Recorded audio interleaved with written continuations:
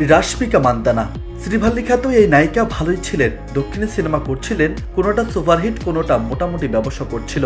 কিন্তু Pushpa the rise যেই মুক্তি পেল, রাশমিকা মান্দানাকে নিয়ে উন্মাদনা অন্য মাত্রায় পৌঁছে গেল। দক্ষিণ ভারতের ছোট্ট পরিসর থেকে হয়ে উঠলেন ভারতের সবচেয়ে জনপ্রিয় অভিনেত্রীদের একজন। সামাজিক যোগাযোগ মাধ্যমে ছবি পোস্ট করলেই যেন অন্তর্জালে ঝড় ওঠে। কিন্তু রাশমিকার এই জনপ্রিয়তার রহস্য কি?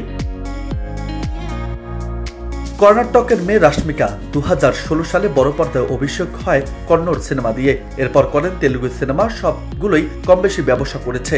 তবে আলাদাভাবে রাশমিকাকে মনে রাখার কারণ ছিল না। রাশমিকার ক্যারিয়ার নতুন গতি পায় 2018 সালে তেলুগু সিনেমা গীতা গোবিন্দম দিয়ে। অল্প বাজেটে নির্মিত এই রোমান্টিক কমেডি সিনেমাটি সুপারহিট হয়। সঙ্গে শুরু হয় বিজয় দেবকোন্ডার সঙ্গে জুটিও। ছবিটি তরুণ দর্শকেরা ব্যাপক পছন্দ করেন। সামাজিক যোগাযোগ মাধ্যমে ছবির নানা দৃশ্য সংলাপ নিয়ে হয় মিম। অন্তর্জালে তাকে নিয়ে চর্চা বাড়তে থাকে। এই সিনেমায় পাওয়া জনপ্রিয়তা আরও ছড়িয়ে পড়ে ডিয়ার কমরেড দিয়ে।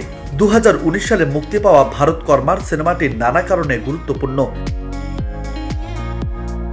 এরপর সারিলেরু, নিকি ভারু, বিস্মা সুলতান ইত্যাদি সিনেমা দিয়ে দুনিয়ায় নিজের জায়গা আরো পোক্ত করে ফেলেন রাশমিকা।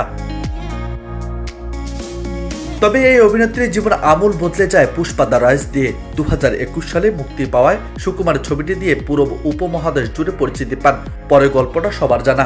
রাশমিকা এরপর কয়েকটি হিন্দি সিনেমা করেছেন। চলতি মাসে আবার হাজির হয়েছেন শ্রীভাল্লি রূপে। পুষ্পা 2-তে তার অভিনয়ের জায়গা ছিল আরো বেশি, সেটার পূর্ণ সদ্য ব্যবহার করেছেন তিনি। সব মিলিয়ে এখন প্রযোজক ও পরিচালকদের কাছে রাশমিকার ব্যাপক চাহিদা। পুষ্পা, পুষ্পা 2, অ্যানিমেল এর মতো ব্লকবাস্টার হিট সিনেমার অংশ যিনি, তার চাহিদা তো থাকবেই। নিউজ টেক্স, বার্তা 24।